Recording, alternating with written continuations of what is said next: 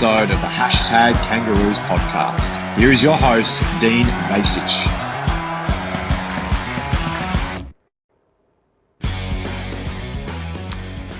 Good day, everyone, and welcome back to the Hashtag Kangaroos podcast. I'm Dean Vass. You can find me on X at Hashtag Kangas or on Instagram at Hashtag Kangaroos podcast. It's Saturday morning, which means it's time for another edition of the Hangover Show. Usually I do this on a Sunday. The last couple of weeks have been a Sunday, I believe, but with the Thursday night game, I thought I'll do Saturday. Couldn't do Friday. I had to go to work, so why not on a Saturday to start the weekend off? And I'll tell you what, this is a much more enjoyable show to record after North Melbourne's outstanding 23-point victory over the Western Bulldogs under the Thursday night lights. It was a performance full of effort, belief and intent. The Roos took it up to one of the competition's finals contenders and were rewarded with one of the best wins the club has had in about 7 years. There was pressure around the contest, dare around the ball, and the brand of football that supporters have been crying out for a little bit to see. A bit more dare, a bit more intent, a bit more taking the corridor on. So on this morning's show, I'll be running through my 5 likes and 5 dislikes from the game. Probably should have been 100 likes. There was a lot to like, but I just went through my 5 that I found relevant to me. I'm sure everyone has their own opinions on that. And 5 dislikes, that was very hard to find. 5 dislikes. This took me a good hour to come up with 5 dislikes from the game. And there was plenty to like. But as always, there's still a few areas where I think North can continue to improve. Then it's over to you. I'll be reading through your responses from X and Instagram to see what the North Melbourne faithful made of the performance. I always love hearing your thoughts because no two supporters see the game exactly the same way, and that's what make these discussions so much fun. So grab a coffee, matcha, tea, whatever you drink, sit back and let's relive one of North Melbourne's best wins for a long time. This is the Hashtag Kangaroos podcast, so let's get into it. Let's not waste any more time. This is the Saturday morning hangover show. So, like number 1, and I think most people would have to agree with this. This is at top of the pile, and that's George Wardlaw. George Wardlaw is the heart and soul of this football club. I don't think there's any doubt about that anymore. Every time he plays, you notice the difference. It's not always about how many possessions he gets. He's still at 19. It's the energy, the physicality, the desperation, and the moments that lift the entire team. A perfect example came when the Bulldogs were starting to work their way back into the game in the second quarter. The momentum was shifting and North needed someone to make a play. Enter George Wardlaw. His rundown tackle on Ed Richards came from absolutely nowhere. It was one of those efforts that doesn't just stop the opposition, it lifts your teammates and the crowd. And immediately after that, it was probably a couple minutes after that, he did another good play where he tapped the ball forward to Finn O'Sullivan, who set up a play down a chain, which ended up with Zach Bench, who stepped up and nailed a set shot. And suddenly, North had wrestled back control of the contest and stretched the lead again. That's what great leaders do. Then there was the moment in the last quarter. Jordan Croft looked like he had all the time in the world. He gathered balls, preparing to steady himself in front of goal, but not if George Wardlaw had anything to say about it. Wardlaw chased him down from behind, applied the pressure, affected the kick, and saved what looked like a certain goal. Instead of the margin being cut further, North held the Bulldogs at bay and kept the lead at 12 points. These are the moments that don't always dominate the highlight reels, but they win football games. George Wardlaw sets the standard with his effort, his competitiveness, and his refusal to give in. He's the heartbeat of this football club. He's Anthony Stevens from the 2000s, late 90s.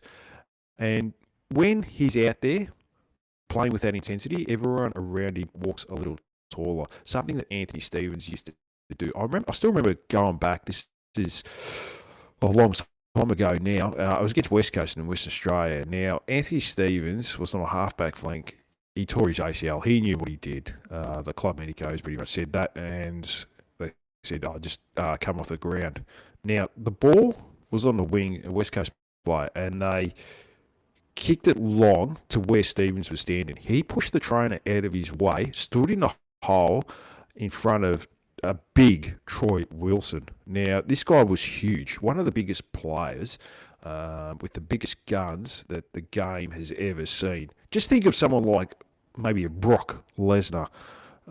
He was huge, this bloke. Now, he stood in a hole in front of him, got absolutely clattered with a torn ACL, got straight back up, got the free kick. It was better marked. I think he might have marked it, but it was a free kick anyway because he came in, absolutely clattered him like no one's business. Got up, took the kick, and then jogged off, and that was it. So that's something that you can't teach. Anthony Stevens, was a culture setter. I think George Wardlaw is doing the same sort of thing at the moment. We just need continuity in his body. If he could play every game next year, we will play finals. I've got no doubt about that. And that's how much he means to this football club. So that's why he's my like number one. Like number two, Paul Curtis. Simply outstanding. Finished with 90 disposals, 4 marks, 4 tackles and 4 goals. And for me, this was his best all-round game of the season. What I loved most wasn't just the scoreboard impact. It was the way he worked up and down the ground. He didn't just stay inside 50 waiting for opportunities. He pushed high up the field, got involved in North Melbourne's ball movement, and then worked just as hard to get back inside the forward arc. I think around 30% of his possessions came in defensive half, which tells you how hard he was working both ways. He also took what was probably mark of the night. I think there's no doubt about that. I don't think it's going to be mark. I really like Logan Morris's mark last night, the one-hander. That's just me probably being a little unbiased, but still, it'll be up there on Sunday night as one of the marks of the round. The timing, the run, and the leap were outstanding. He attacked the ball with confidence, clunked it cleanly, and brought the crowd to life. And then there's the matchup. Curtis spent much of the night opposed to James O'Donnell, Michael Selwood, who has been one of the Bulldogs' most reliable defenders this season. He's done some really good jobs on dangerous small and medium forwards. And he still found a way to kick 4 goals and have a huge influence on the game. That's what good forwards do. They don't just wait for the perfect delivery. They create opportunities through their work rate, pressure, and ability to get involved in the game. This was a complete performance from Paul Curtis. He hit the scoreboard, applied pressure, won his own football, and showed once again why he's becoming such an important player in North Melbourne's forward line. If he keeps producing performances like this, he's going to be a massive part of this club's future. He probably already is, to be honest with you. And he had a season high 90 possessions. So, fantastic effort from him. I think his career high is 22, 23 possessions, so he wasn't too far from that. So I like the ball in his hand. He's still got to work on his craft in the back line. There was a kick that was smothered where he was trying to find a 50-50 target just up the ground where it would have been better just probably go a little bit backwards and sideways and just open up the ground a little bit. But, that'll come. He's got good skills. He's got a good left foot and he can set up play. So we'll move on to like number 3. Luke Davies-Uniacke. He's back to his best. The last couple of weeks have been outstanding. And Thursday night was another reminder of just how important he is to this football club. He finished with 31 disposals, 17 contested possessions. That was a game high from anyone else on the ground. 10 clearances, 10 tackles, 11 scoring involvements, a second on the ground behind Harry Sheasel, and 2 goals. That's an elite midfield performance. What I love most was that he impacted the game in every area. He won a hard ball, drove north forward, applied defensive pressure, and then hit the scoreboard when it mattered. His biggest moment came late in the game, with the Bulldogs trying to mount one last charge. LDU stood up with a clutch contested mark from about 30 out before calmly going back and sliding the goal that it effectively sealed the result. That's what your best players do. They stand up in the biggest moments, I should say. Another statistic that continues to amaze me is his ability to break the tackles. He broke 6 tackles on Thursday night and still leads AFL in broken tackles by a comfortable margin. I think it's around 61 now. The second best is 45. That's what makes him such a unique player. Opposition teams know he's getting the football. They know he's going to be under pressure, and yet he still has the strength, balance, and explosiveness to power through tackles and create something out of nothing. This wasn't just a good game; it was a genuine match-winning midfield performance. And if LDU continues playing at this level, North Melbourne is going to be a very difficult team to beat in the future. Like number 4, I'm going to go Zach Bench. I was really pleased for Zach Bench. More than anything, it was great to see him get rewarded for being given some continuity at AFL level. Too often, we've seen young players come into the side, play one average game, and then find themselves straight back into VFL. Cooper Harvey, Riley Hardiman. It's incredibly difficult to build confidence and develop your game when you're constantly looking over your shoulder. Bench has now played the last 3 weeks. 4 of the last 5 games, he missed 1 through injury, and I think that's made a real difference. Continuity matters. The more games young players get together, the more comfortable they become with the speed of AFL football. The more confidence they gain, and the better they're able to show what they can actually do. I have to admit, and I've probably said this the last few weeks, I am a little concerned about how small he does look on the football field. Physically, he still has plenty of development ahead of him. But what he's shown over the past few weeks is that he competes, works hard, and continues to improve. Against the Bulldogs, he finished with 16 disposals and 2 goals, both career highs in a game. And he looked far more settled than he did in the first couple of his appearances.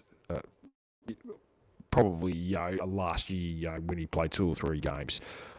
That's exactly what happens when you back young players in. For me, he's done enough to earn another contract. He's out of contract in the year. I think he should easily get another season. So I'd be very happy to see North Melbourne extend his deal now, because he's shown enough signs that he can become a valuable player for this football club.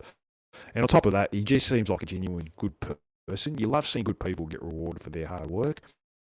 And Thursday night felt like a well-earned reward for Zach Bench. So well done, Banger. Long may it continue. My last like I said, I could have had another 10, 15 more likes.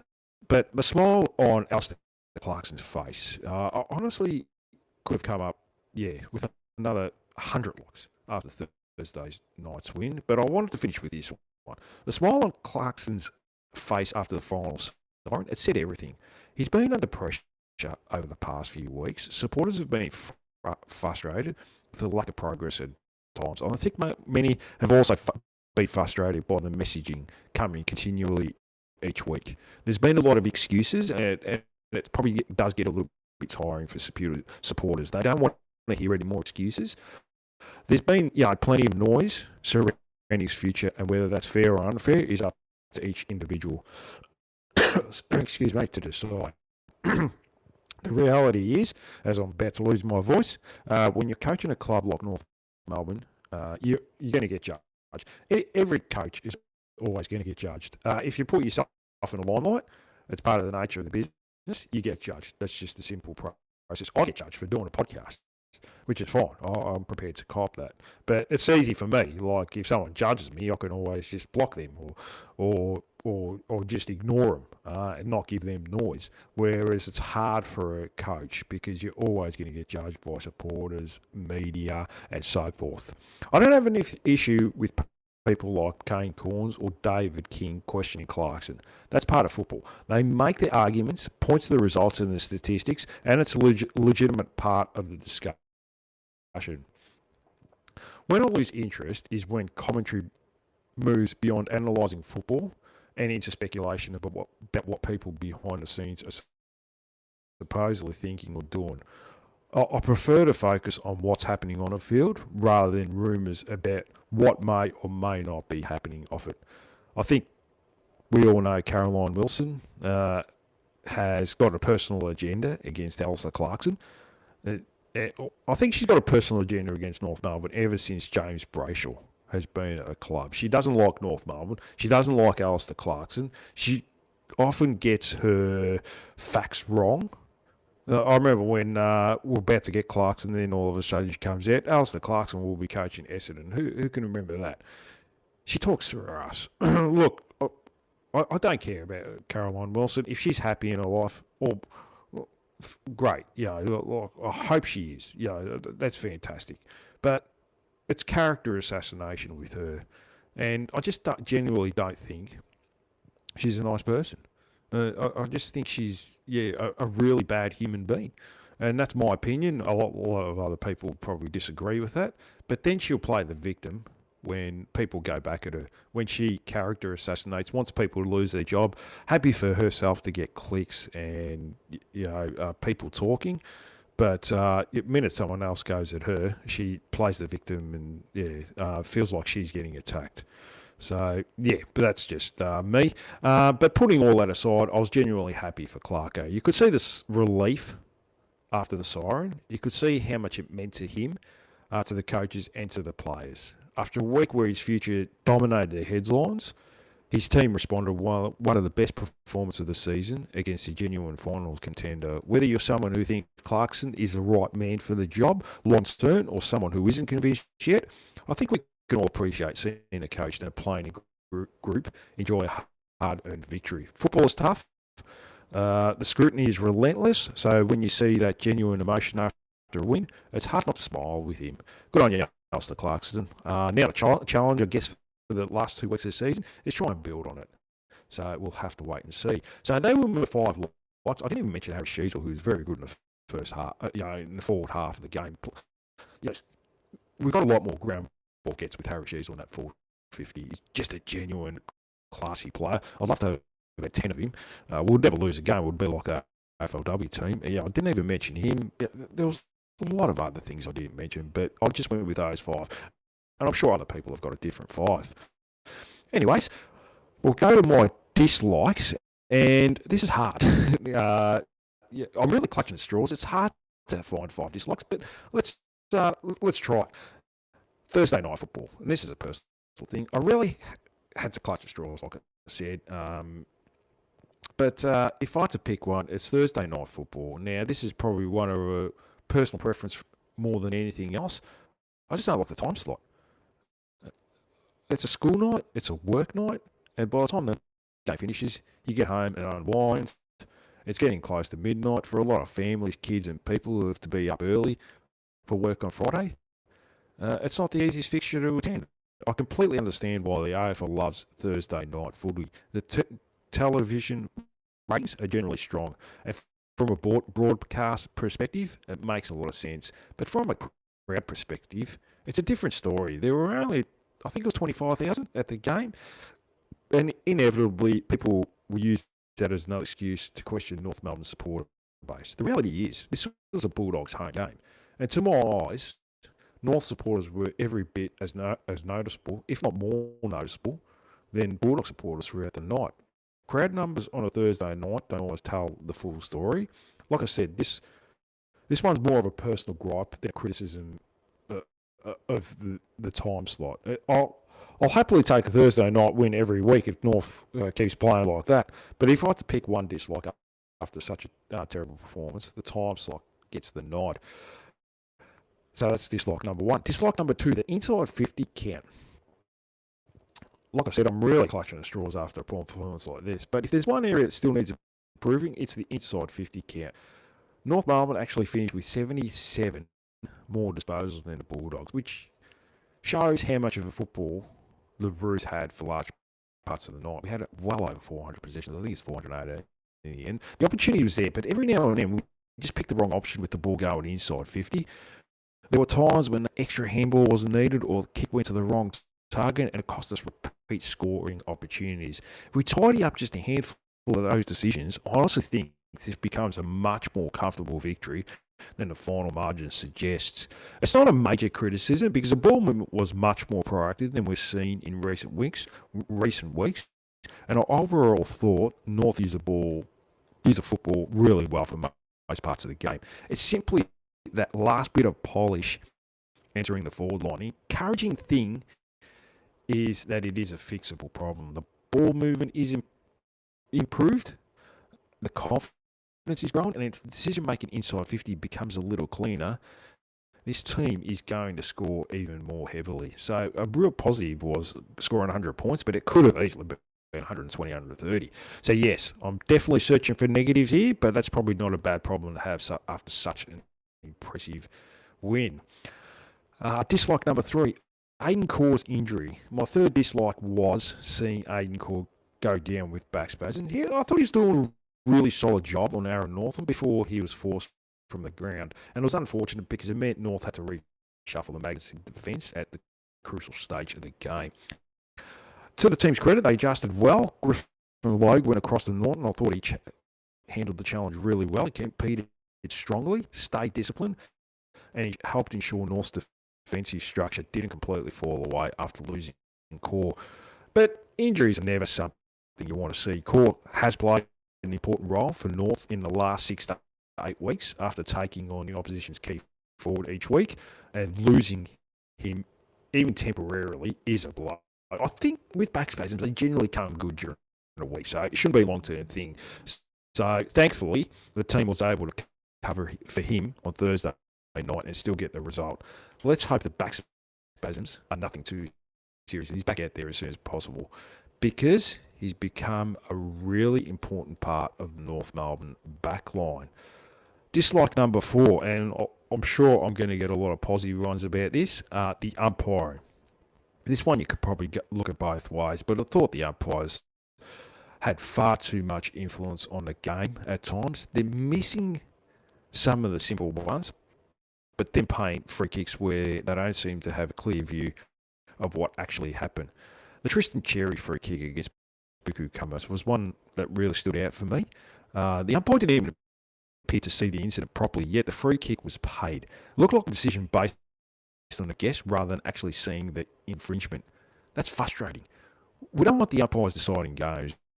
We want them to officiate the game and let the players decide the result. Having said that, I absolutely love the reaction from the North Melbourne supporters, especially for the Nick Larkey free kick, the pushing it back. It probably was there, but it could have been easily let go. The loud boos every time the decision went against us, and of course, the bloke with the magnificent moustache in the crowd leading the charge.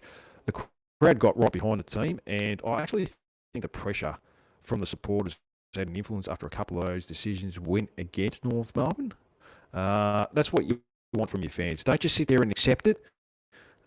Make some noise and get behind your team. So well done to North supporters who were there on Thursday night. The boys certainly heard you. It was fantastic to see the crowd rally behind them when a few decisions weren't going our way. I always go back to that quote from a great manager, soccer manager, Nigel Clough. Rest in peace, Nigel Clough. He's gone now. Or was it Brian Clough? No, not Nigel Clough. Brian Clough. Well, Nigel Clough's still alive. Brian Clough. And he's I think he quoted as saying, the supporters are the oxygen the players breathe. So it makes a big difference. You'd be surprised. Dislike number 5. Maybe a little bit harsh, but I'll go Charlie Spargo. And I want to make that clear straight away. It's not about making mistakes. Every player is going to turn the ball over at some point, and I have absolutely no issue with players taking risks and getting things wrong when they're trying to make something happen. But Charlie Spargo had a few moments on Thursday night where I thought he made some poor decisions and turned the ball over unnecessarily. That's what frustrated me, because Spargo is one of those players who isn't afraid to let a teammate know when they've made a mistake. He's very vocal, and I actually like players who demand a high standard from their teammates. But if you're going to hold everyone else to a standard, you've got to hold yourself to exactly that same standard. And that's where I think it needs to be better. Again, I'm not going to sit here and criticise him for making mistakes. I want our players taking the game on. That's what supporters want to see. That's what I want to see. It's about the decision making. Know when to take the risk, know when to go safe, and make sure you're giving the team the best possible option. It's a pretty minor dislike in the context of what was an outstanding North Melbourne performance. But if we're doing 5 dislikes, that's my fifth one. And thankfully, that's the last negative I've got from Thursday night. So, so I'm not so sure if your supporters agree with that, disagree with that, or if you just want to come in and back the Charlie's Bargo. Oh, I certainly hope you do. Then, by all means, go for it. But now, it's time to get your views. So I'm going to go to X, and I put this out yesterday morning, so I just wanted to get your thoughts. There's only a few responses, but not everyone goes on X. So Rue Sowett came in with the Wardlaw player rating 6th highest in the game from 55% game time. That's pretty much all we can get from 50 to 60%. He was only playing 60-odd% the best of the time. So with his dodgy hamstrings, we probably want to keep it around that time. But can't remember another player like him. I think you were sort of trying to say. Can't remember another player that done that from 26th highest game time from 50% game. 6th highest game. From 55% game time. So, 6th highest rating player. So, I finally got there, but thanks for coming in, Ruse Salt. George Wardlord and the Curse of the Noisy Possum. That's Claire Cozzy. Good handle, That's a very long handle there, Claire. I'm calling it the all gas, no brakes Marvel primetime performance. Legacy performances for the young Ruse. Little wordy. Was it?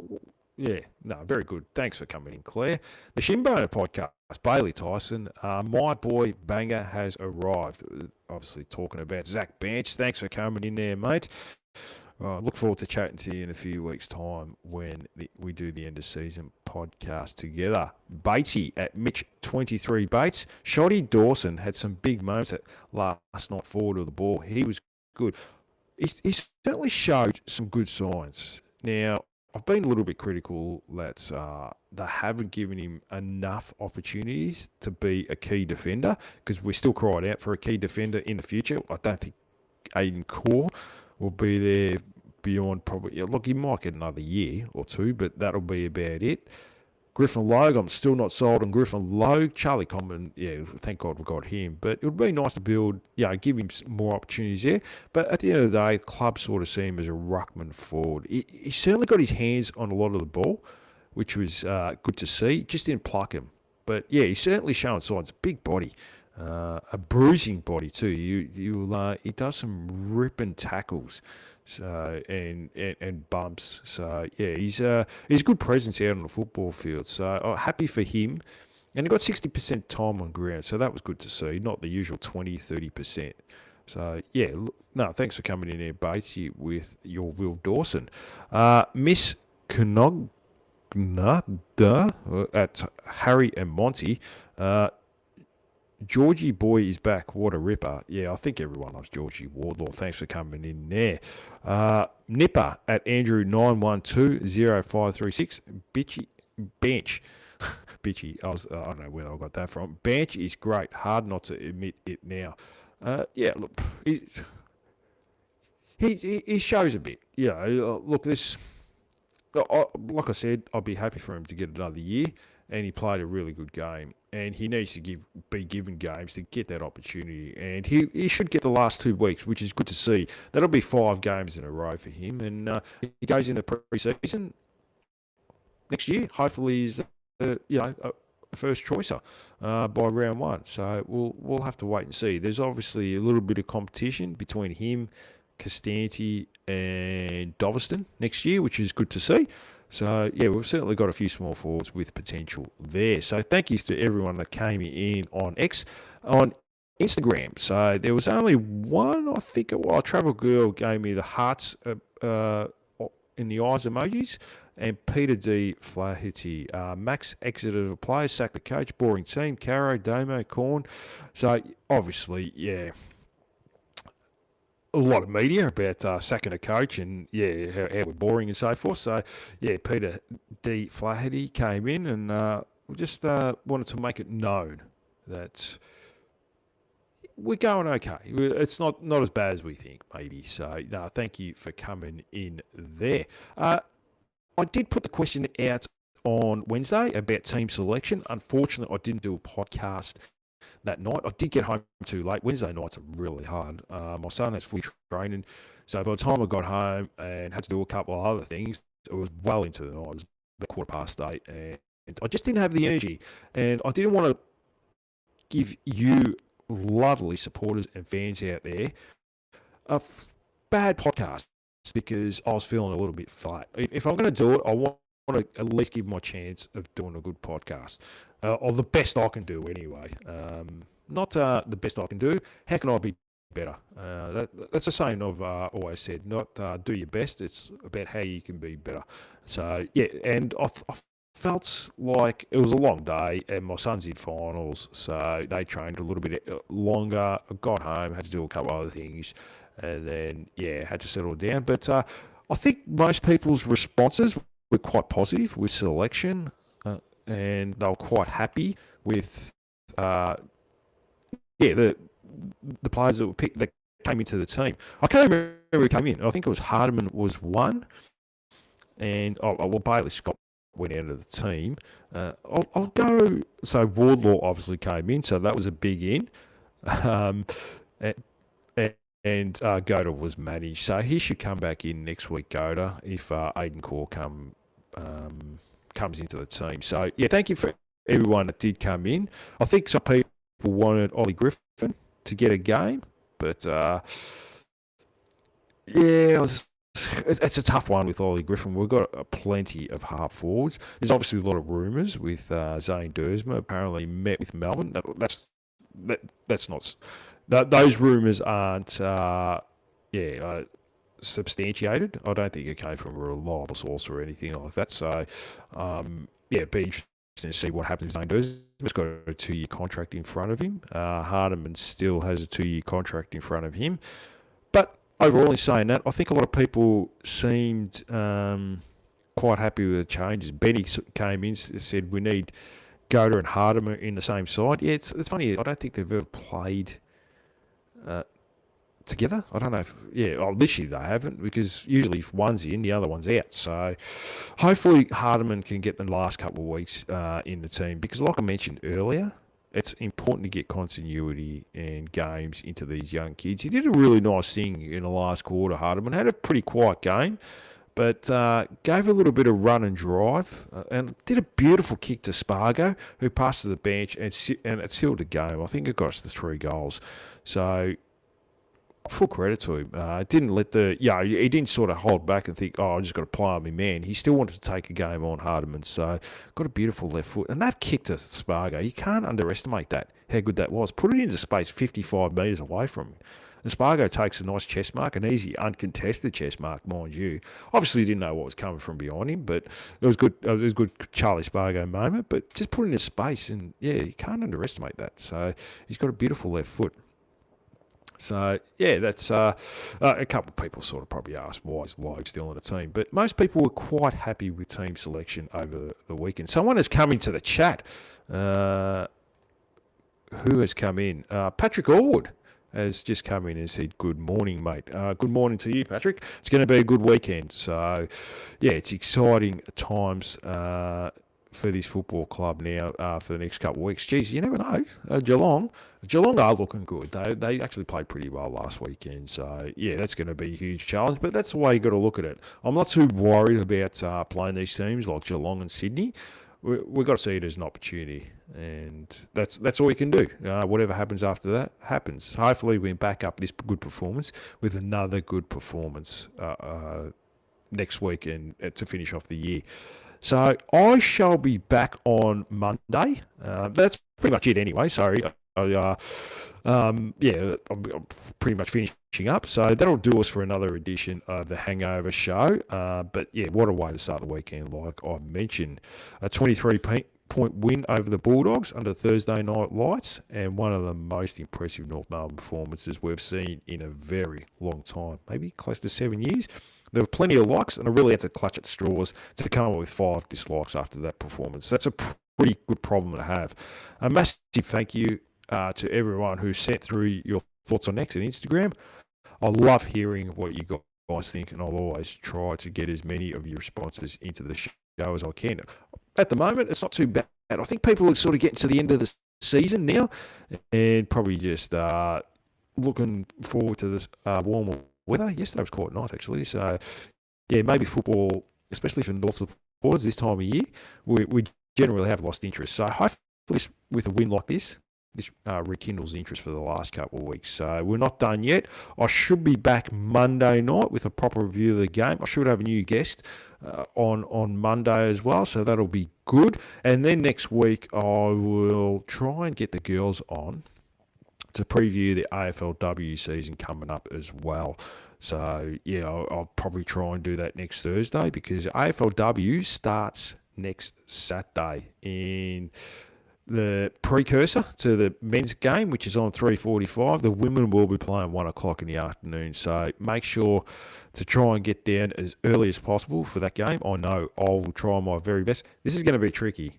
And I've got to wait for the right time. It is my wife's birthday next Saturday. So if anyone's got any tips on how I can go to the footy and still, without her, how should I say, divorcing me, probably. Please let me know. I can't really do much with that, so I don't know if I'll be able to go to the footy. No, I'm just joking. Football's always there, so my wife's birthday only comes around once a year, so we'll have to celebrate that. But we're in our 40s now, so we don't really celebrate too much. We might just have a couple of pizzas next Saturday night, and that'll be about it. So that's just how it goes as you get older. But yeah, we'll definitely preview the AFLW next Thursday. So, yeah, really looking forward to them. I've already had a few girls on, previewed their pre-season. I've had Tess Craven, Jazz Ferguson and Kate Sheila. So, yeah, I really appreciate them. All those girls taking the time to chat to me about their AFL pre-season. But, yeah, look, that's it. We'll move forward. Look, we'll go a little bit deeper on Monday, break down the tactics, the numbers, the individual performance, and most importantly, what this win means for North Melbourne moving forward. Because beating Bulldogs is fantastic, but now the challenge is backing it up. Was this one-off performance, or are we finally starting to see the identity and style of football we've been waiting for? We'll have a much closer look at that on Monday night before we get to Thursday. Until then, enjoy the win, enjoy your weekend, and keep celebrating this one because North Melbourne supporters deserve to enjoy these moments. Thanks for listening to the Hashtag Kangaroos podcast.